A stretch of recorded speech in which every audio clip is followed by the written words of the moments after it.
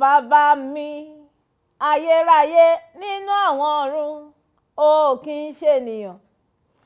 Ọlọ́run ni ọ́, kábíyèsí Olódùmarè, o kì í ṣènìyàn. Aráyé àrọ́run tó lọ́kọ́rin kése, Ọlọ́run ni ọ́ o, Ọlọ́run tí jẹ́ èmi ni, o kì í ṣènìyàn. Ọlọ́run tó dá ayé, Ọlọ́run tó dá ọ̀run, Ọlọ́run tó jókòó lórí ìṣàn omi, ó filé ayé ṣàpótí ìtìsẹ̀. Mo ní Ọlọ́run ni ọ́ o kì í ṣènìyàn. Ìwọ ló kówó sẹ́nu ẹja, Ọlọ́run ni ọ́ o kì í ṣènìyàn. Mẹ́bí ìwọ ló mú mi jáde nínú àpáta, Ọlọ́run ni ọ́ o kì í ṣènìyàn.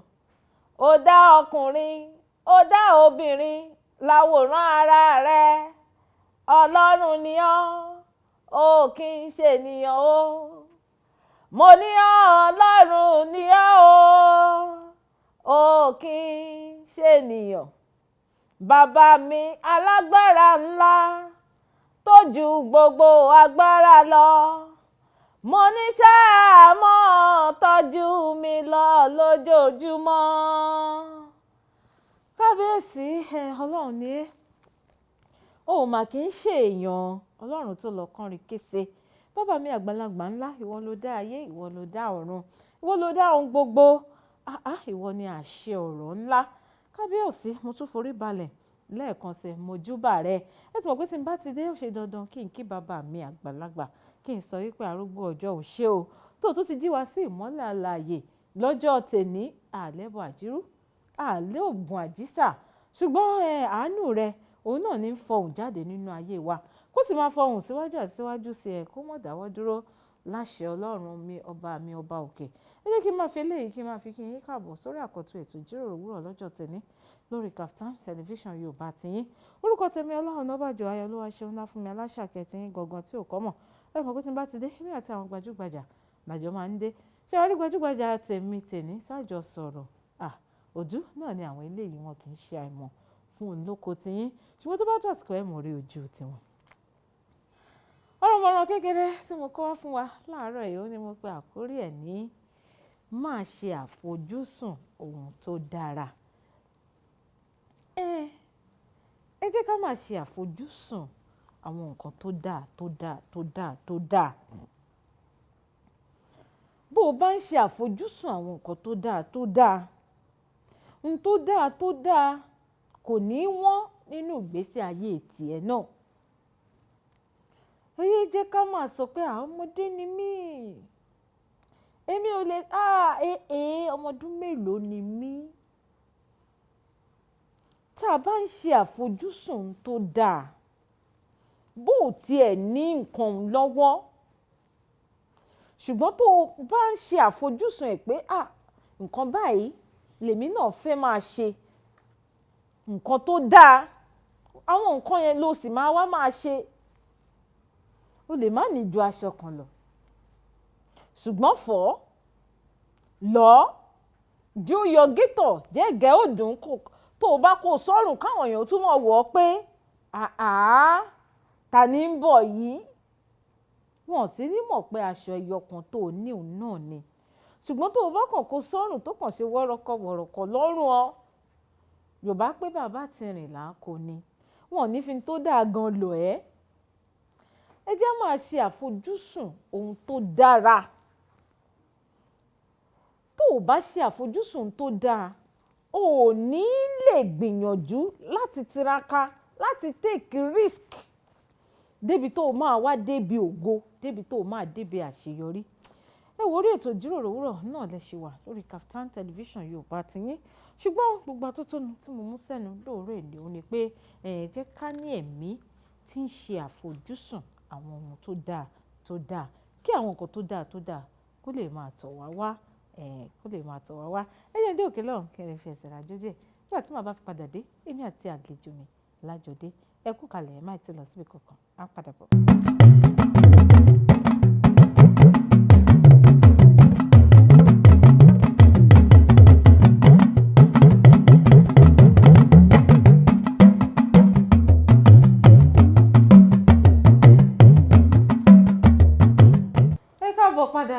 ètò ìjíròrò òwúrọ̀ lórí Kaftan television Yorùbá tìyín pẹ̀lú ìrìnmọ̀ yín ọ̀rẹ́ yín lólùfẹ́ yín Ọlá Ọ̀nàbàjọ́ ìdídífẹ́ Ọláṣàkẹ́tì yín gangan tí ó ṣe wọ́ títí ó kọ́ mọ́ ẹ̀tùmọ̀ náà ó ṣe ń lọ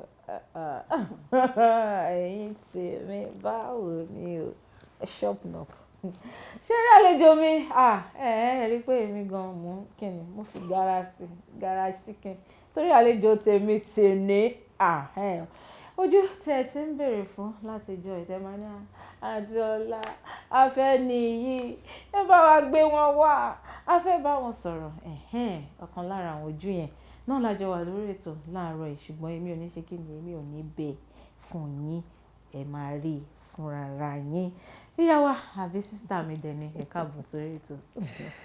Ẹ ṣé gan. Mo ti ẹ̀ fẹ́ràn ẹ̀rín yẹn ṣe kí ni ó sẹ̀ǹtẹ̀mẹ́ǹtò ẹ káàbọ̀ lẹ́ẹ̀kan sí. Thank you. ẹ rọra mà ṣé dáadáa lè dé Adúpẹ́. ẹ ti rí gbogbo ìṣe ẹ má ṣe é kankan ẹ má ṣe é ẹ jẹ́ fún yín ní àǹfààní ìjàre ẹ bá mi ṣe àfihàn ara yín fún àwọn aráàlú. Okay, mo dúpẹ́ bẹ́ ṣe gbé mi wá. Thank you for having me. Then mo kí gbogbo àwọn dúpẹ́ pé àpè yín ẹ dẹ̀ wá. Thank you. Mo dẹ̀ kí gbogbo ara ilé náà. Mo dúpẹ́ lọ́wọ́ gbogbo àwọn tó béèrè pé àfikún gbé wa wá a dúpẹ́ fún ìfẹ́ tẹ̀lé sí wa. Orúkọ mi ni Monique Lawal lórúkọ mi. Ọ̀pọ̀lọpọ̀ èèyàn máa sọ pé Monique ṣé stage name ni màá nínú rárá orúkọ mi gangan ni Monique. But my Yoruba name is Temitope, so you can call me. Olóko mi ni sister mi. So orúkọ mi ni Monique Temitope Lawal. Mo jẹ́ akọrin ìyìn rere. Am I right? That's gospel song. Yeah, akọrin ẹ̀mí. So lórí ẹ̀mí ni àwọn eléyìí. So ṣé ẹ tún máa ń ṣiṣẹ́ mi lẹ́yìn iṣẹ́ orin? Not really, but lẹ́yìn pandemic. Everything they call creativity ó wá bẹ̀rẹ̀ sí ń jẹyọ ẹ mọ̀ bóyá nǹkan tẹ́ mọ̀ ṣe ni o because ìgbà míì wà a máa mú ọmọ wa tí salon bá ti kún ẹ máa ṣe irun pẹ̀lú ní so mo mọ irun yìí ṣe tó báyìí ẹlòmíà ní ẹ wọṣọ ibà ẹ wọṣọ ibà ẹ wọ báyìí before you know it ẹ̀yin náà ti dẹni tó ń style àwọn èèyàn wọn ní sista Ọlá ẹ wá bá wa style so ọ̀pọ̀lọpọ̀ nǹkan téèyàn mọ̀ ṣe tó bẹ̀rẹ̀ sí ń jẹyọ á di pé àtọ́ má ti pè pé àwọn fẹ́ ṣe kínní ẹ máa sanwó ni o. kèsì ọ̀fẹ́ ẹ dákun á ti wá stáìlì yín lọ́fẹ̀ẹ́. so àwọn yẹn náà èèyàn tún fi ń pawọ́ dà. A máa sọ̀rọ̀ díẹ̀díẹ̀ náà nípa ẹ̀ ṣùgbọ́n ìta máa sọ tó pọ̀ jù lénìí òun ni Monique àtòrin nígbà tẹ́tí ẹ̀dẹ́tẹ̀ ní orúkọ mi ni Monique Temitope Lawal ọ̀pọ̀lọpọ̀ èèyàn náà máa ń rò pé yíbò nìyí o torí bẹ́ẹ̀ ṣe ní Monique àwọn pé ká máa kàn sọ pé Monique Ukemefuna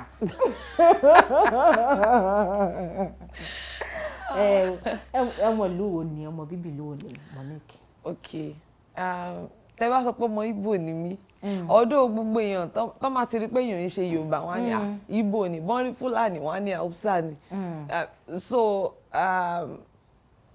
tẹ́ bá sọ pé ọmọ Ìgbò ni mí wrong torí ìyá mi wá láti Delta State bàbá mi ọmọ ìpínlẹ̀ Èkó ni wọ́n so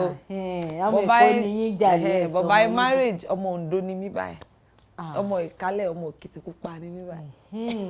ọmọ Yorùbá àtàtà ni Monique ọmọ Yorùbá àtàtà ni jàre Ọlọ́run á túbọ̀ máa ràn yín lọ́wọ́ síwájú àti síwájú sí àmọ́ gbogbo wa àmọ́ Monique sí gbajúgbajà olórin ẹ̀mí ọ̀kan gbòógì lára àwọn olórin ẹ̀mí ilẹ̀ yìí tí Ọlọ́run ń gbà fún lọ́wọ́lọ́wọ́ tí ó sì máa gbà fún títí láéláé láṣẹ Ọlọ́run ọba mi ọba òkè.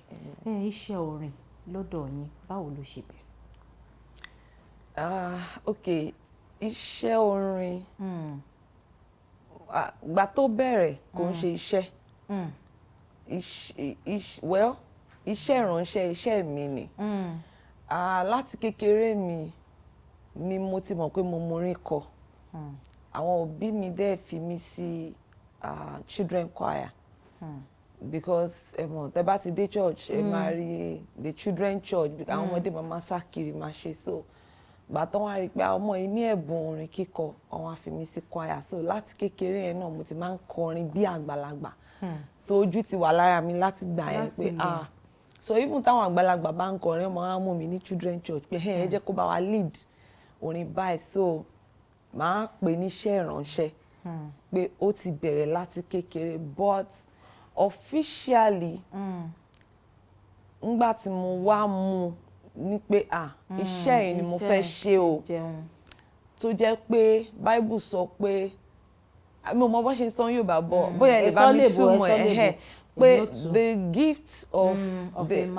man will make room for you the gift of so. Ẹ̀bùn tó wà nínú èèyàn ó ní òmò gbé oúnjẹ sórí tábìlì fún báyìí. So ìgbà tó wá ti dé ojú yẹn pé òkè mi ì fẹ́ ṣe nǹkan kan mọ́ mo fẹ́ fi gbogbo ara mi mo fẹ́ fi ṣe iṣẹ́ yìí so that's when it became officially that orin yìí mo fẹ́ ṣe orin ẹ̀mí dẹ́ni mo fẹ́ máa ṣe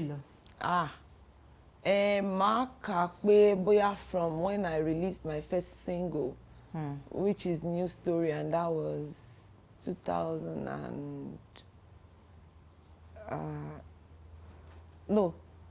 2008, 2009.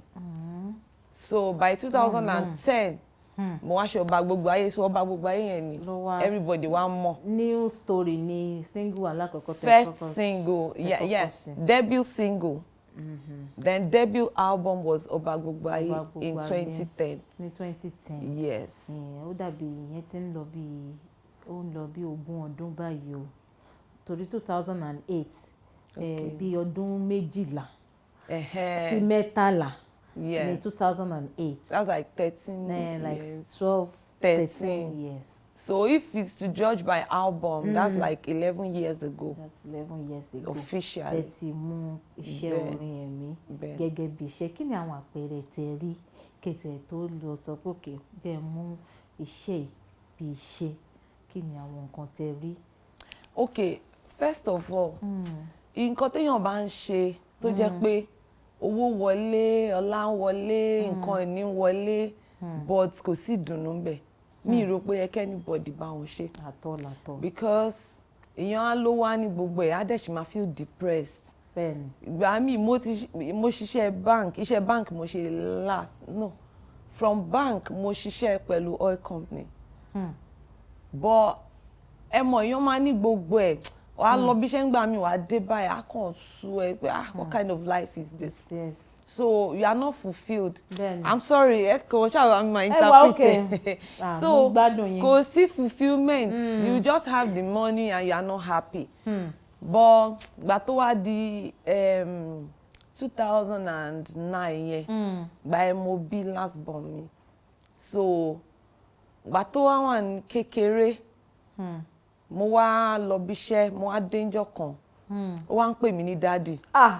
Because ọkọ mi as at that time is an entertainer. Ẹ mọ̀ pé as an entertainer wọ́n ráyè àwọn tẹ̀lé má pò ní látàrí ó lè jẹ́ ìrọ̀lẹ́ làwọn ṣẹ̀ máa ń jáde àwa dẹ̀rẹ̀ 4 o'clock báyìí ẹ mọ bọ́rọ̀ èkó ṣe rí aago 11 ẹ̀ tí ì wọlé you know so weekends ló máa ń sábà rí mi tí n bá máa fi kúrò nílé ó sì ń sùn tí n bá máa fi délé ó ti sùn so ló bá di weekend àbí times tí holiday public holiday bá wà so nǹkan tó mọ̀ tó kọ́kọ́ lanu pè ní dáàdì so ó ti bìdí pé gbogbo àgbàlagbà téèyàn bá ti rí dáàdì so kíní ẹ wá jẹ́ ẹ̀dùn ọkàn fún mi pé dáàdì báwo dáàdì mi bò so ìgbà yẹn mo ti pinnu pé ṣé mo jẹ́ oríṣiríṣi ìdí ni so ìgbà yẹn mo ti pinnu pé mi ò ṣiṣẹ́ ìmọ̀ and coupled with ẹ mọ̀ every Saturday choir practice every Sunday from church láti àárọ̀ báyìí ó dìrò lẹ́kẹ̀ tó wọlé because it's from one meeting to the other workers meeting this meeting from province to parish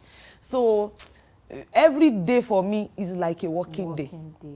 So it was becoming tiring and frustrating. I just decided that no iṣẹ́ Ọlọ́run yìí mo fẹ́ máa ṣe let me just stay with this so I had to let go and nígbà yẹn kò ṣe pé mo ní nǹkan kan o I'm just saying this for people who come to do gospel pé mo fẹ́ ṣiṣẹ́ Ọlọ́run torí pé mo ti broke ó easy láti pawó ń bẹ̀ Ọlọ́run kò easy because kò tiẹ̀ ń ṣe pé bóyá ń gbà téèyàn wá ṣe náà owó yẹn lèèyàn wá o kàn decide pé this is what makes me happy this is what makes God happy and that's what I'm doing kò wá sẹ́ni tó bólúwa dòwò pọ̀ rí tó máa ń pàdánù tàbí tó máa pòfo láéláé so when God calls you he is already your backing ẹni tọ́lọ́run bá dẹ̀ ti tì lẹ́yìn láéláé kò lè ṣubú so I was with nothing but I just decided that no nǹkan tí mo fẹ́ ṣe lélẹ̀ and Ọlọ́run kàn tiẹ̀ show ara ẹ̀ gan it was like gbogbo nǹkan tí mo tiẹ̀ wá ṣe nígbà tí mo ń ṣe ayé it was nothing compared to how God has finally blessed my life. Sister mi ẹja ṣe báyìí a máa gbé láti bẹ̀ yẹn a fẹ́ lọ dé òkè lọ́hùn mo fẹ́ kẹ́ ẹ sinmi díẹ̀ a fẹ́ lọ fi ẹsẹ̀ rájọ́ ní orin wo lẹ fẹ́ ká lọ wò. Okay, ẹ jẹ́ ká kọ debut album from debut album ẹ ká kọ Ọba Gbogbo Ayé. Ọba Gbogbo Ayé gẹ́gẹ́ kí n ti lójú ẹ̀yin tẹ́ máa ń ní voice yìí báyìí máa ń sá láti wá sí gbọ́rọ̀ tètè mo lè o lè sá lọ sísá mi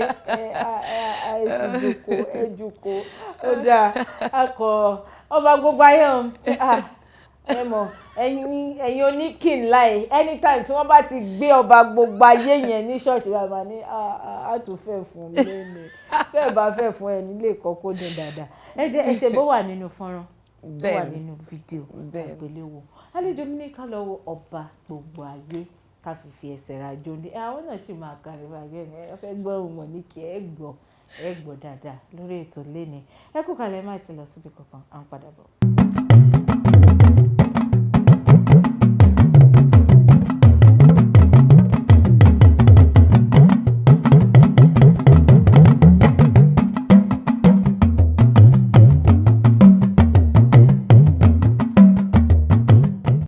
Padà sórí ètò ìjíròrò òwúrọ̀ lórí Kaftan television Yorùbá òun náà láwa tá a fi kalẹ̀ sí táwa ti ń ṣe àfojúsùn ayé tó rẹwà èmi àti àlejò mi Monique Pretty ó pọ̀ kẹ̀ àlejò mi èèyàn Jésù. Ẹ ti mú kọ́mẹ́dì wọ́n ṣe mi lè dákẹ́ látàárọ̀. Kí ló ń ṣẹlẹ̀ ẹ dákun èèyàn Jésù rẹ̀ Jésù ẹ wò ó dà ẹ jẹ́ ká fi yẹn sí ẹ̀gbẹ́ kan náà ẹ kú kalẹ̀ àlejò mi. Yes ma'am. Ìpínlẹ̀ mà à ń sọ̀rọ̀ lọ bẹ́sẹ̀ bára yín nídìí iṣẹ́ orin ẹ̀mí torí ọ̀pọ̀lọpọ̀ bẹ́sẹ̀ sọ pé tẹ́ ṣe first single ń lọ bí 13 years ago ọ̀pọ̀lọpọ̀ náà ń wò yẹn pé àmọ́ ní kì í ṣe bí kò tí ì ju ọdún 3 tó bẹ̀rẹ̀ sí ní kọrin lọ ṣebí kinní kan sẹ́mọ̀ pé iṣẹ́ tí àwọn èèyàn gbá nu òun lẹ ti wá ń gbọ́ lórí ètò pẹ̀lú mi lóòrọ̀ ìní pé ó ti tó ìjọ 3 tí Monique tí wọ́n ti bẹ̀rẹ̀ iṣẹ́ orin ẹ̀mí wọ́n sì sọ fún wa náà wọ́n ní nígbà tí àwọn bẹ̀rẹ̀ kò ṣe ìgbà yẹn náà ni gbogbo ẹ̀ bẹ̀rẹ̀ sí ní ṣe òun ro sí ní what kì í ṣe ìgbà yẹn ni gbogbo ẹ̀ bẹ̀rẹ̀ sí ní ro sí ó ní àwọn àsìkò kan tí wọ́n là kọjá a sì tún máa gbọ́rọ̀ síwájú àti síwájú sí lẹ́nu àlejò mi ẹni ẹ wá ṣe Ọba Gbogbo Ayé ní 2010 orin Ọba Gbogbo Ayé yẹn a mọ̀ pé ó pẹ̀lú orin tó gbé yín jáde tí gbogbo èèyàn fi mọ̀ yín kí ni orin yẹn ṣe bá dé kí ni inspiration tó wà behind?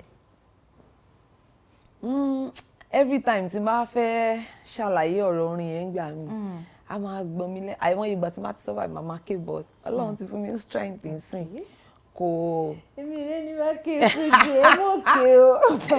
kò tiẹ̀ it's now a thing of joy for me n pé nígbà tórin yẹn máa wá like I said earlier mo ní every day for me nígbà yẹn is like another working day ẹ mọ̀ kéèyàn fi gbogbo ayé ẹ̀ sọ pé okay mo fẹ́ wá owó mo dẹ̀ tún sin Ọlọ́run kò easy especially for a woman yes so gbà tí mo kó tó di pé mo bí last born mi yẹn ṣe hàn pé òun ni mo bí tí mo fi release Ọba Gbogbo Ayé mo ti kọ́kọ́ ní àkọ́bí mi so eléyìí tí mo wá bí ẹlẹ́ẹ̀kejì my second child ó ṣáà kò pẹ́ díẹ̀ tí mo bí náà ni ó jẹ́ Ọlọ́run pé so ó wá jẹ́ ìbànújẹ́ ọkàn fún mi ẹ mọ̀ kéèyàn máa wò of course as a young Christian téèyàn ò tí ì mọ̀ tó ní ìmọ̀ tó tó èèyàn á máa béèrè àwọn question pé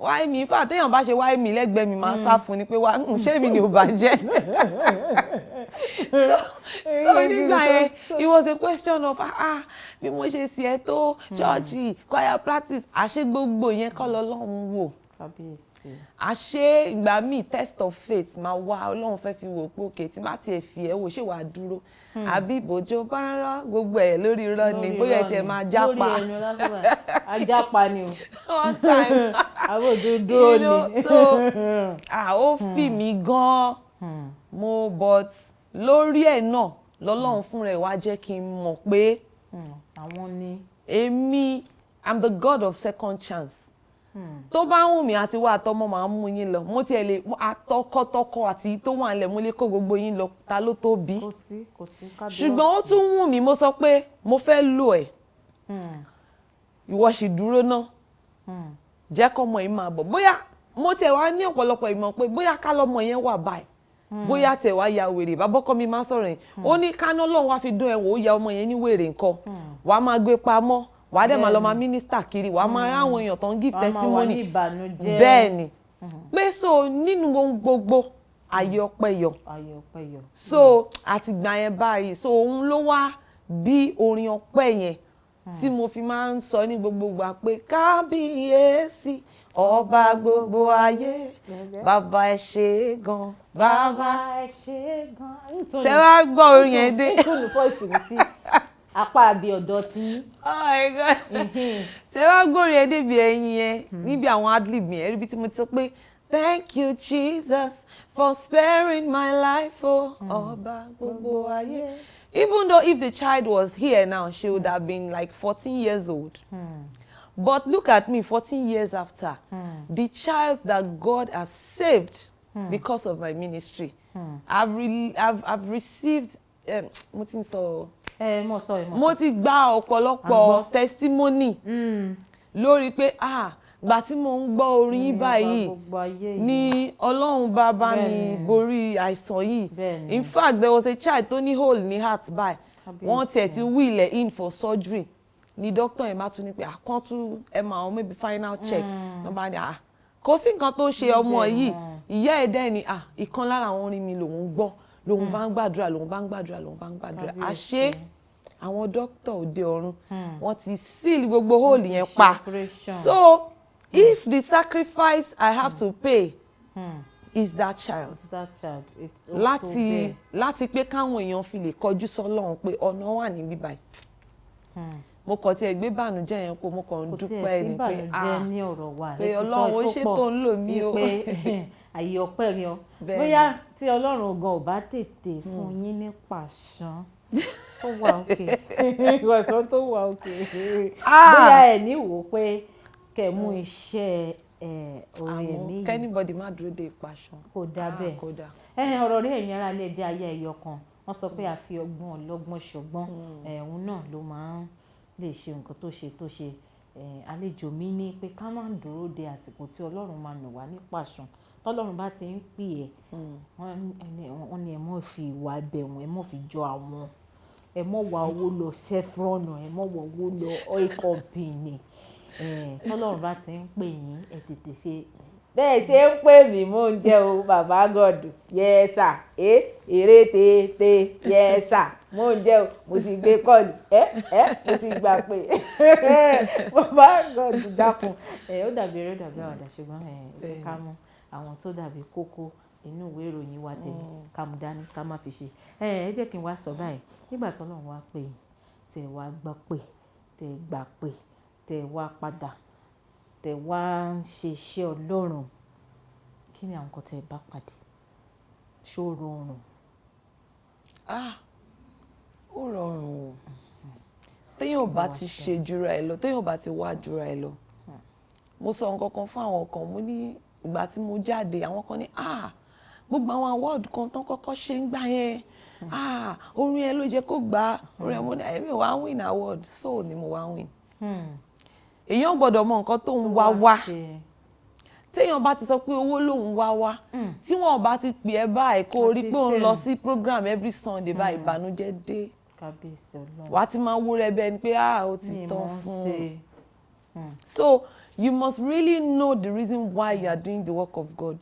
Tó bá ti mọ̀ pé owó lu wá tètè yá múra o ó le ìgbà yẹn ló máa mọ̀ pé ó le but tó bá ti mọ̀ pé ṣé ká win soul yìí ni as far as God is your backing to win soul just evangelize Holy Spirit ló ń jèrè ọkàn ìwọ kan lọ sọ tiẹ̀ wọ́n kàn rí pé woman tó ń dán yìí tó àṣebọ́n again Christian ni kí wàá ní tèmi tí mo wá ń rò pé bóyá àfi téèyàn bá wà kísà tó wà sóbà nìkan náà máa rí pé ó ń sin lọ́hùn. gbàjà mọ́ ètò ẹ gbà ni ẹ gbà dáadáa ẹ gbà jà ẹ gbà dáadáa bẹ́ẹ̀ bá fẹ́ kí ẹ bá gbàjà mọ́ apá bí ẹ bá rí wọn ní apá bẹ̀rù àwọn náà ni wọ́n sọ pé mi ní kí lálẹ́. you know so Ọlọ́run jẹ́rìí ara ẹ̀ gan-an tí n bá ti bẹ̀rẹ̀ báyìí kò ń ṣe pé èèyàn máa filẹ̀ pé Ọlọ́run wàá bá mi gbé kọ́ọ̀pù yẹn ìwọ náà náwó báyìí wàá gbé wàá rí pé ó fúyẹ́ nítorí pé Ọlọ́run ti bá wa gbé ni so I'm one of those that will say that it's not difficult. Kò difficult ṣùgbọ́n síbẹ̀síbẹ̀ náà ẹ sì ti máa la àwọn nǹkan kan kọjá díẹ̀díẹ̀ bóyá bí àdójúkọ nídìí iṣẹ́ orin ẹ̀mí.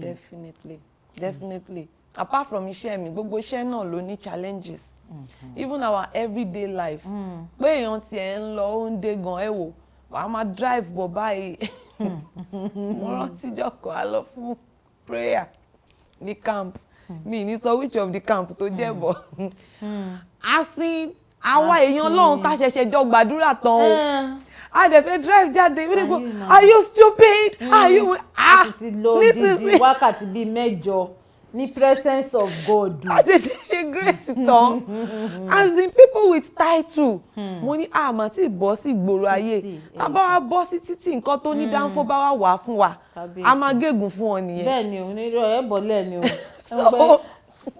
ẹ kọ́kọ́ gbàgbé pé pásítọ̀ ni mí níbi báyìí gbàgbé pé gospel artist ni mí mo bẹ́ẹ̀ àjọba náà tó bí owó ni. So mo kàn realize pé every day actually life is a challenge on its own. Ó kún fún challenges nǹkan tí àlejò mi náà ṣàlàyé fún wa náà nìyẹn pé gbogbo ibi tí challenges yẹn tó bá ti wá dojú kọ wá ká dúró bí ọmọ Ọlọ́run ni o ká má dúró bí títí ayé Ọlọ́run á máa ràn yín lọ́wọ́ síwájú àti síwájú sí tá bá ti rí Monique bí mo ṣe ń wò yín bá wọn pa kí ni dé ọmọ lórí ẹ̀ wà báyìí wọ́n bá sì tún gbá máikrófóònù mú báyìí ẹ̀ wò pé ṣé àwọn áńgẹ́lì ní kọrin ni àwọn orin yín tó máa ń ní ìmísí tó pọ̀ báwo lẹ ṣe máa ń gba inspiration. Okay, most of the times mo máa ń gba orin látojú oorun that's to say that Ọlọ́run fúnra rẹ̀ máa ń sọ̀ kalẹ̀ pé gbà but mo wá ní ìmọ̀ kan pé like the àwọn tí Ọlọ́run fún ní mo try láti jẹ́ kó wà well clarified pé ẹni tó Ọlọ́run fún ní talent tí ìkan lọ ló tiẹ̀ ìkan bẹ́rì tiẹ̀ ìkan ṣe you know mo wá rí i pé bẹ́ẹ̀ lọ́lọ́run ṣe máa ń drop ideas and inspiration fún gbogbo wa òun lè má rí i pé gbà mí wà ẹ lè ṣe orin kan bóyá ẹ̀yin ti ṣe titi yín o ẹ wá ń dúró pé mo fẹ́ ṣe party kan náà lẹ́yìn party yẹn máa drop single yẹn bóyá èmi kàn tiẹ̀ rí orin yẹn mo kàn ní mo dẹ̀ fẹ́ ṣe party o but jẹ́ n kọ́kọ́ ṣe orin yìí bóyá bí mo ṣe ju orin ní ìjọ tí sista mo ní ìkó sí interview mi mo kọ orin yìí wọ́n ti jí mi lórin kò irọ́ pátápátá gbáà ni Ọlọ́run ti drop idea yẹn ẹlòmíì gbà lójú oorun ẹlòmíì gbà lórí òkè ẹlòmíì gbà níbi tó ti ń kọrin lọ́wọ́ ẹlòmíì kitchen bathroom gan ló wà tó ti ń wẹ̀ ó kàn jábọ́ lẹ́nu ẹni ẹni yára òun làdúrà ń gbé òun ni Jésù gbé bẹ́ẹ̀ni so by the time tí orin yẹn bá wá bóyá mo kàn sùn orin yẹn kàn wá má kàn jí má kàn gbé fóònù mi màá sáré record ẹ̀ pé olúkálukú ló mọ iyì fóònù ẹlòmíì selfie nìkan ló wà fún. ọ̀rọ̀ rẹ̀ gbogbo àyè selfie record TikTok things everything things Instagram things ẹ̀ẹ́dẹ̀ pawó nù ẹ̀ ya waste away ẹ mọ̀ waste away owó ẹ dákun.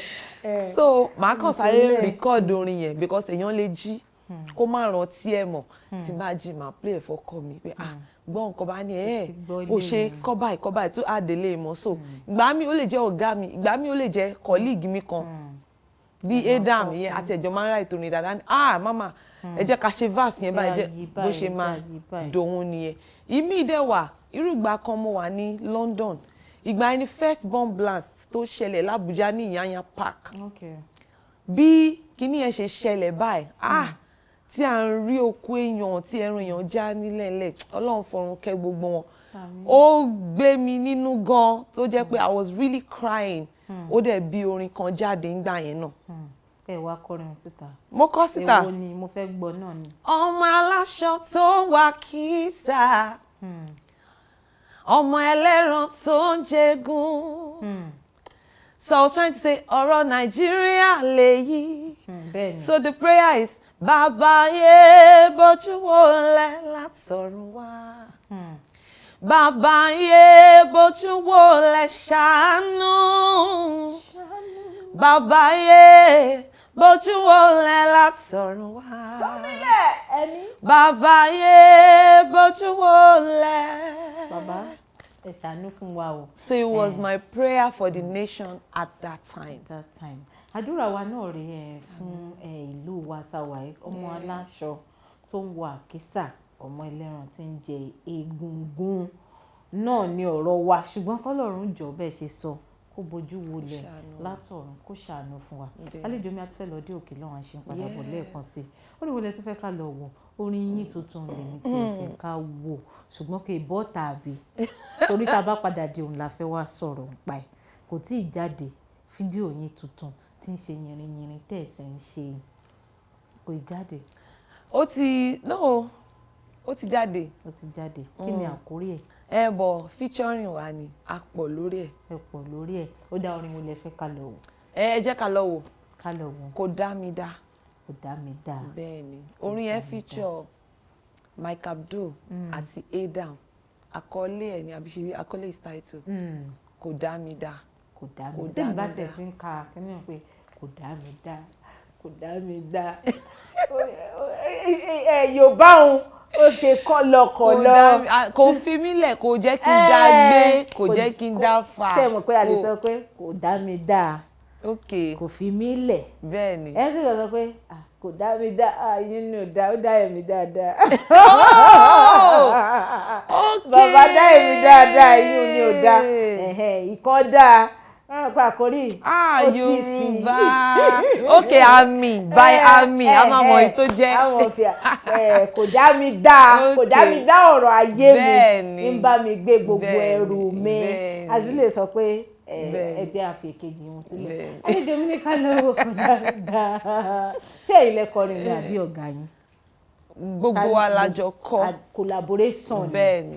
Collaboration ni ẹgbẹ́ ká lọ́wọ́ ń gbóná ní fẹ̀lẹ́fẹ̀lẹ́ kò dá mi dá ká lọ fi ẹsẹ̀ rájò bá spaghetti records. Bẹ́ẹ̀ni ẹ máa jó ẹ máa làágùn. In fact ó ga èmi sì fẹ́ wo ẹni tó ká lọ wo kò dá mi dá mo fẹ́ lọ wo orúkọ Jésù ó dá mo padà bọ̀ yẹ́rẹ́ lé kú kalẹ̀ ẹ máa ti lọ síbi kankan á padà bọ̀.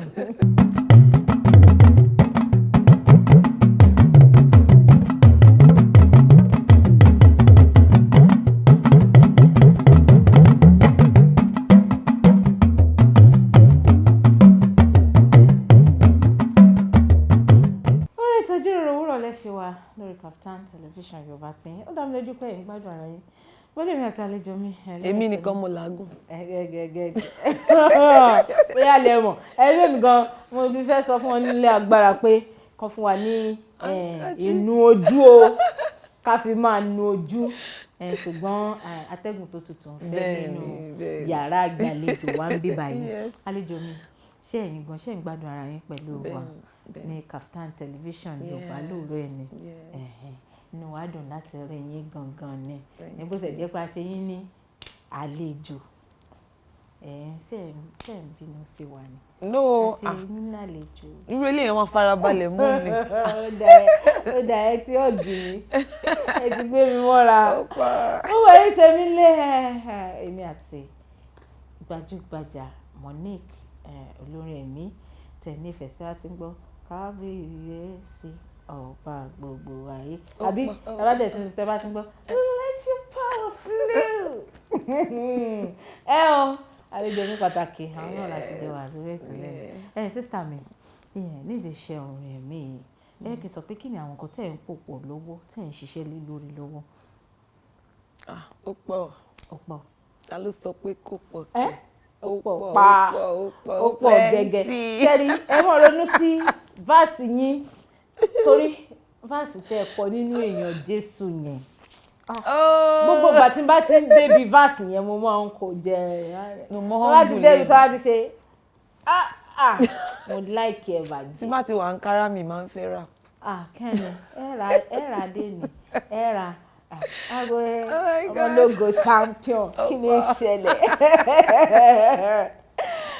jẹ́ ká sọ̀rọ̀ lórí àwọn nǹkan tó ń ṣiṣẹ́ lé lórí lọ́wọ́. ok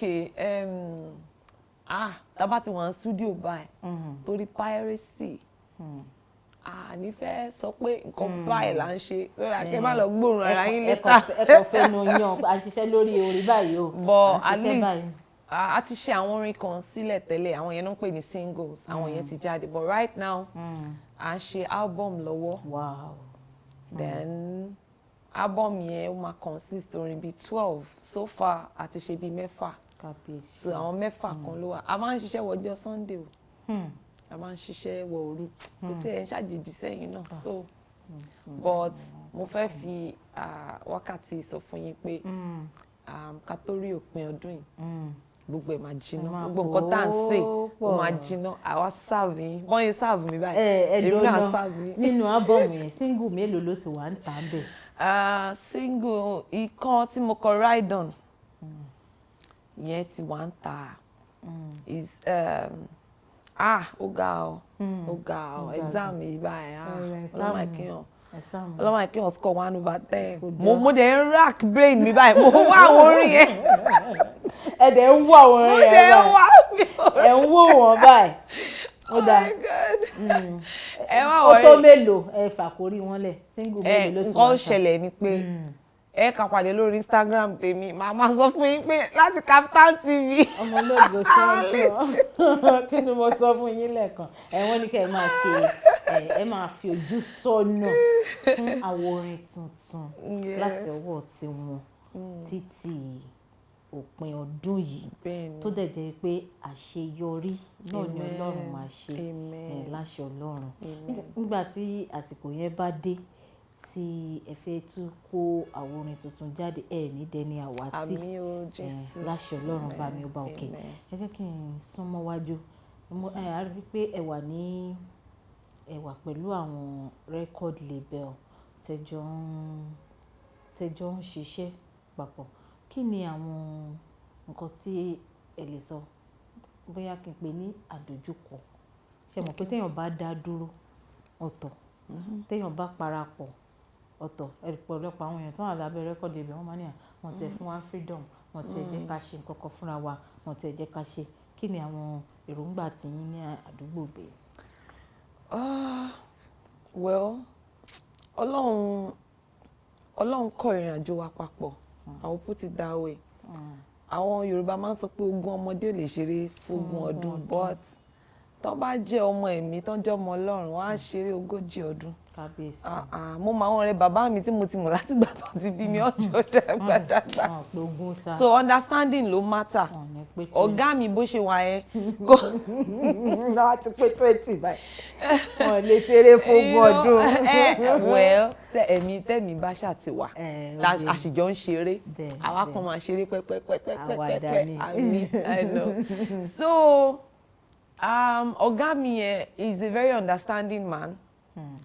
tá bá sọ pé ẹ mọ̀ ẹlòmíì as olórí á ní ìfẹ́ tòun ló gbọ́dọ̀ ṣẹ ó máa ń gbà wá láyé á ní pé ṣé nǹkan tó fẹ́ ṣe ni àwọn lè ní ó dẹ̀ ṣe praise song yìí because àwọn feel pé ó dùn tí wọ́n bá ti ní worship yẹn mo fẹ́ ṣe torí ó ní bó ṣe touch mi ṣé nǹkan tó fẹ́ nìyẹn wọ́n á dẹ̀ ṣe fún ẹ gbà mí dẹ̀ wà tẹ́ pé tó bá fẹ́ gba àwọn ọ̀nà kan ní àmá gbàbẹ̀ ò báyìí ni kò gbà tí wọ́n náà bá ti rí pé ibi tán bá ní kí n gbà yìí òun ni màá máa gbà ọ torí ẹni tó bá ti ṣíwájú ló mọ bọ́nà ṣe rí ó jẹ́ kí ìrìn àjò yẹn kó níbi owó náà wọn ò fi ìyà jẹyàn ẹnìkan máa sọ pé owó ló bojú ọ̀rẹ́ jẹ́ gbogbo kò sọ̀rọ̀ cheating kò sí pé anything gbogbo ẹ̀ ó ń lọ if anything it will still bless you pé ó dẹ̀ ṣe dáadáa ó ṣe dáadáa ẹgbà ilé àfẹlẹ́ àfi appreciate ẹ for so and ẹni tó tún jẹ́ bí junior colleague sí mi náà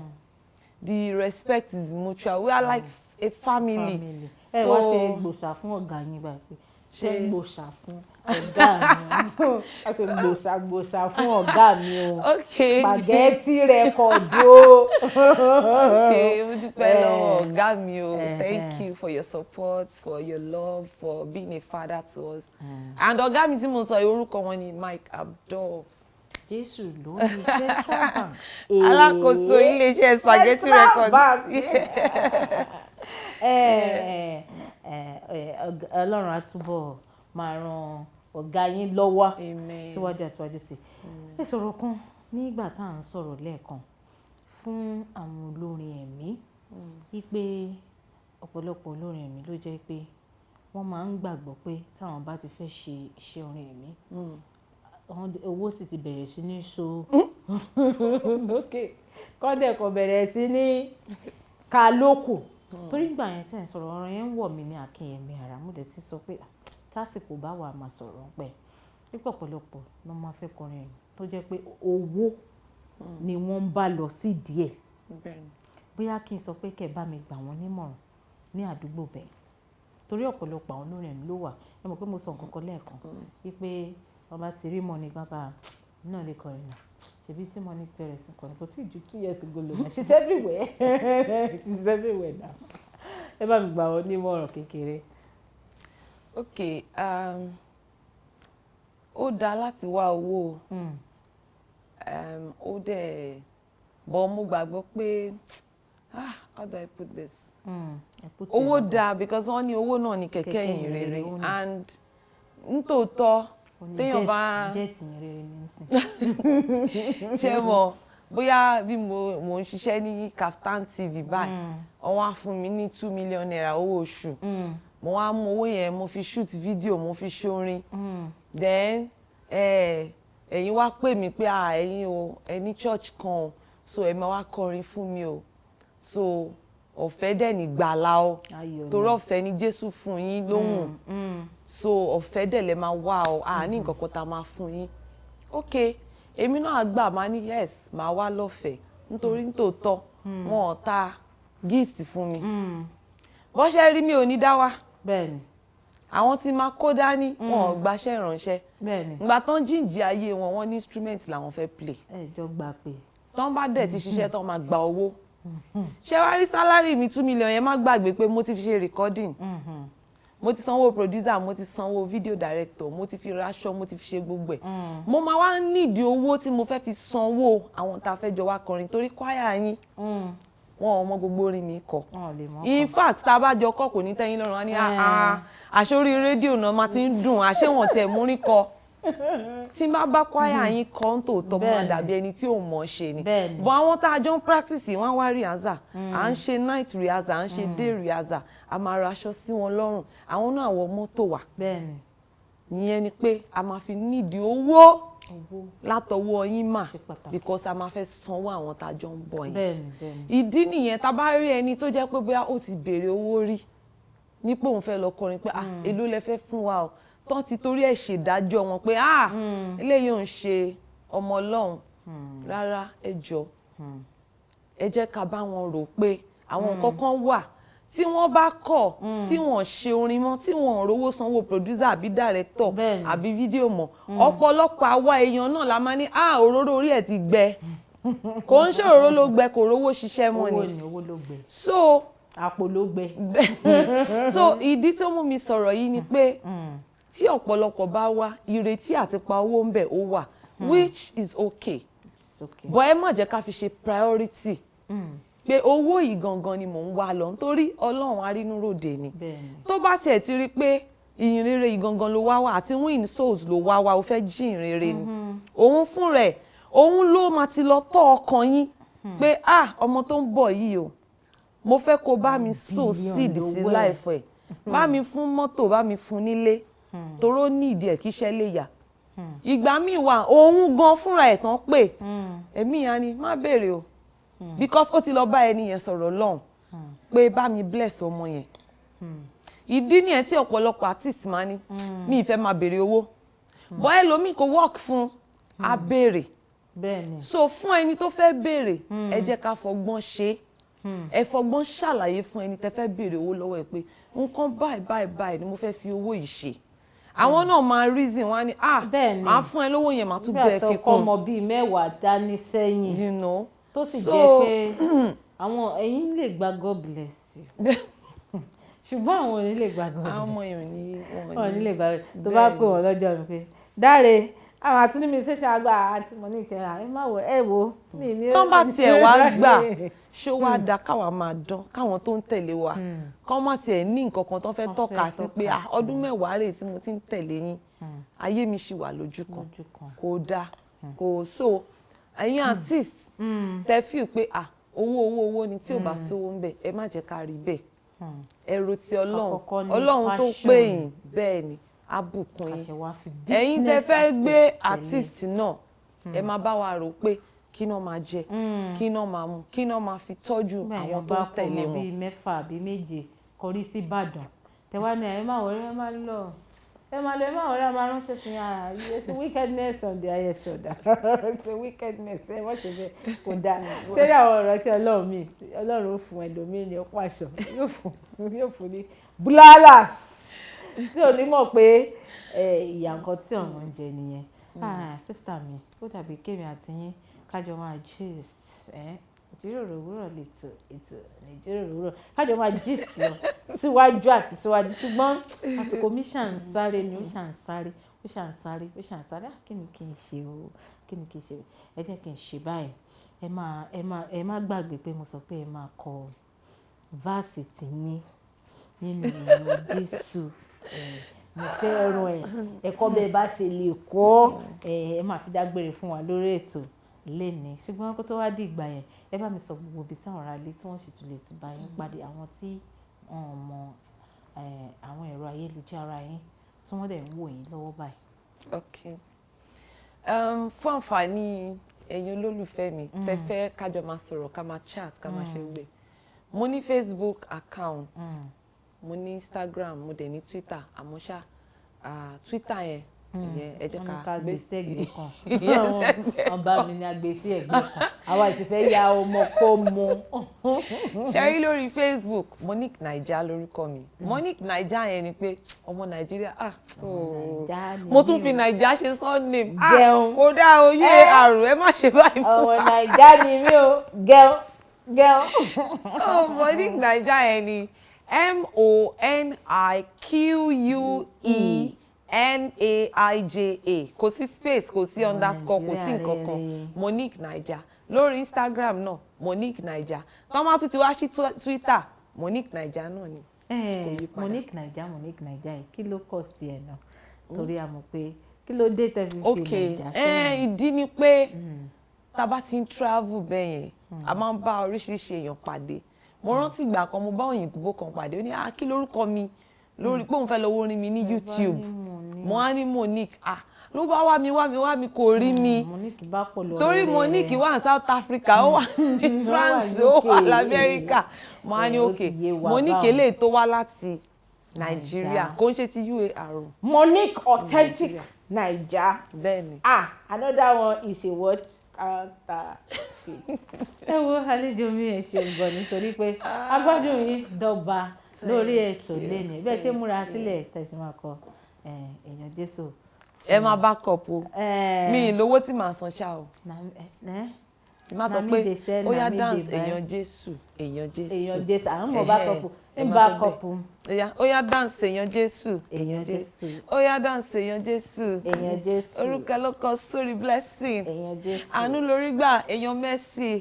World best ọmọlógo champion. Tí yanks ló ṣe bí tí.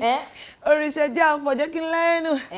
Ó yá put your name èèyàn Jésù. Hashtag èèyàn Jésù. 2000 years láti bẹ̀rẹ̀. Unstoppable bíi ti pẹ́lẹ̀. Enemies wọ́n sá wọ́n mí hẹ́lẹ̀. Wọ́n gẹ̀ẹ́tì ẹ̀ kí ló ṣẹlẹ̀. Colours the thought, colours the fire. Oore ọ̀fẹ́ yẹn no dey tire. We no retreat, we no surrender. Na who dey fire? And sip wine ọmọ Zion. Ṣe communion pẹ̀lú lion. Ó dàbí fíìmù Mount Zion. Jésù mi rè àti triumph. Ọ̀yá fèdè fọ̀ rogo ṣe. Ẹ̀yin náà máa speak in tongues. Ẹ má ẹ̀ka fèdè fọ̀. Ẹ má lọ wọnú ẹ̀mí, ẹ má wọnú ẹ̀mí. Ẹ̀yin ara lé ẹ̀ ọ̀dà lórí tó ti gbọ́dọ̀ ara yín dọ̀bà lé ní. Kí ni mo fi lè náà kí n máa fi dágbére fún yín pé kí dùn kó pọ̀ sókè náà ní ọbẹ̀ oge. Wọ́n ní ọbẹ̀ oge. Bẹ́ẹ̀ni orúkọ tèmi ò sí ìpadà Ọlá Ọ̀nàbàjọ ni mo ń jẹ́ Ayálúwà ṣeun ńlá fún mi aláṣàkẹ́tì ní gangan tí ò kọ́ mọ̀ tó bá ní ọ̀rọ̀ kan tàbí méjì tẹ́ fẹ́ bẹ́ẹ̀ mi náà sọ @Ọ̀nàbàjọ Ọláwálé gbogbo social media ṣàǹdù mi pátápátá @Ọ̀nàbàjọ Ọláwálé bájú rí Kaftan television Yorùbá lè fẹ́ bá a sọ̀rọ̀ Kaftan TV Yorùbá ẹ̀ tẹ́ gbogbo àwọn àtẹ̀jíṣẹ́ yín ṣọwọ́ gbogbo ẹ̀ náà la máa rí bẹ́ẹ̀ tó bá ti máa fi di àárọ̀ ọ̀la tèmi á tún pàdé Monique àwọn máa juwọ́ sí yín pé ó tún di ìgbà kan náà eré àtayọ̀ ní ká fi pàdé. Amen. Bye bye.